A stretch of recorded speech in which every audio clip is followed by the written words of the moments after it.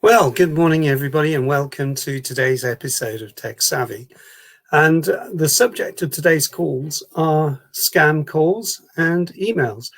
We're all getting them, and they sort of increased in a lot of ways over the last few months as we come out of lockdown.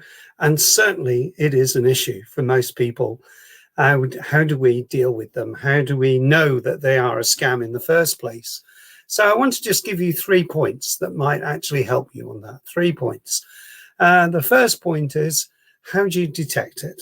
How do you find an email scam? Well, I had one today, which was from Amazon, saying, congratulations, you have won today's prize, which is an iPhone 12. Now, it had Amazon's badging on it, and it had obviously a little bit of blurb about it. What made me suspicious was I've not entered any competition. Amazon don't run competitions, and certainly I have no idea where this came from. And so the best thing for me to do is to delete that email. Don't open it. Don't bother reading beyond it. I know you have to find out what it's about. And I just deleted it straight away.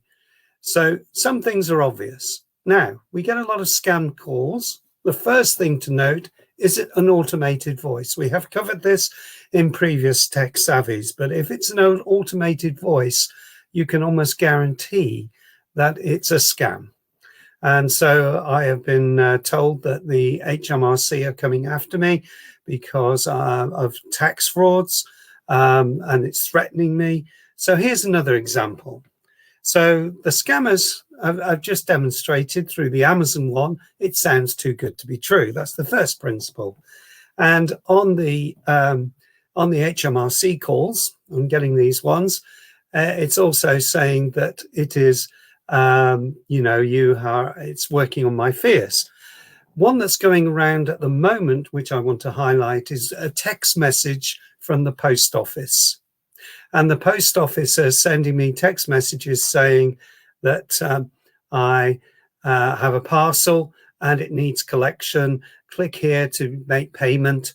And again, 2 things about that. Post office wouldn't approach you through a text message like that. You wouldn't be approached in that manner. And therefore, the third principle of it is, third action of that is that it is unlikely to occur through those particular mediums. Now, having said that, what about, we mentioned about scam calls. We can't seem to stop them coming in. BT operate a service of blocking, but as you know, we're still getting them coming through. It's extremely difficult to know whether this is it. And they're very pervasive and very convincing. But if you adopt the principles of it's too good to be true, or it's working on a fear or a threat, or you're getting things that are unusual and out of the ordinary. Now, I know somebody who had the post office one, and they were expecting a parcel, so it did make sense to them. But there again, the post office wouldn't do that. So we have to recognize that third principle. So what's the best way of coping with it? To be honest with you, the best way is to be rude. Really, I know this goes against you lovely people and saying nice things to people.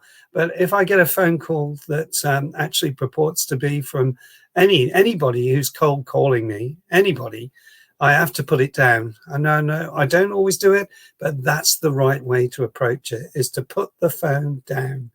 Don't entertain the call at all. And they will try and engage you in any amount of conversation just to get a hold of you. And don't just be rude. I'm sorry, that's the best way to deal with it.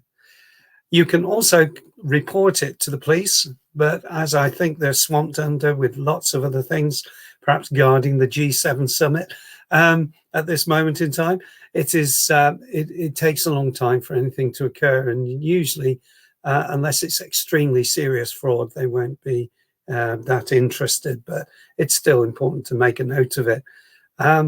And the final kind of scams tend to happen on websites, particularly over adverts. I'm sure I've related this to you before. but I'll mention it again. I was robbed in Barcelona, literally within minutes of arriving there on the transportation system.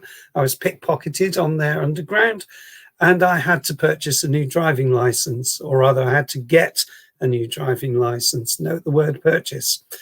So I typed in drivinglicence.co.uk, and what came back was an advert for a driving license company that would do the form for you.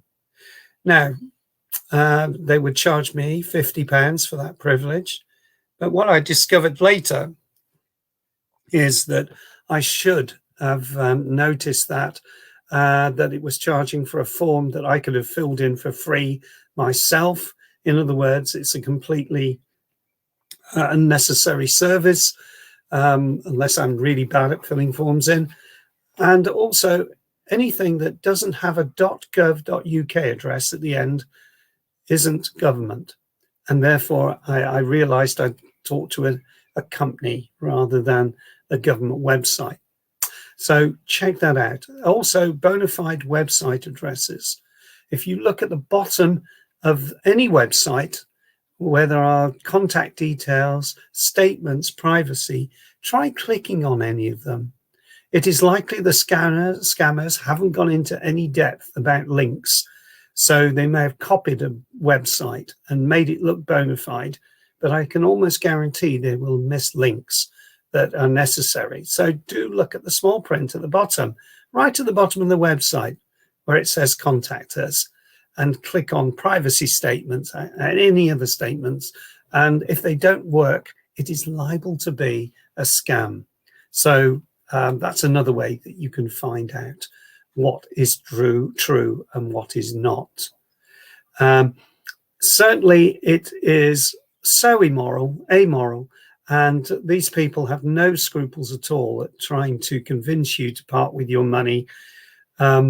The final bit, which we've covered before, is never ever give out your passwords, your bank details, or credit cards over the phone to a non-bona fide agent.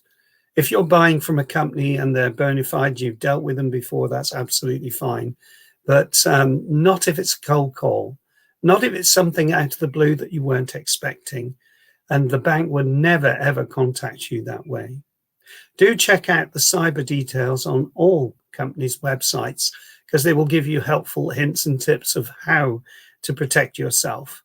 And the reason I'm doing this at this time is that there seems to be an increase over the last month of this kind of behavior and stuff. So do protect yourself, do abide by the principles I've mentioned, and hopefully again, or you will be protected and won't be subjected to something that isn't true or right.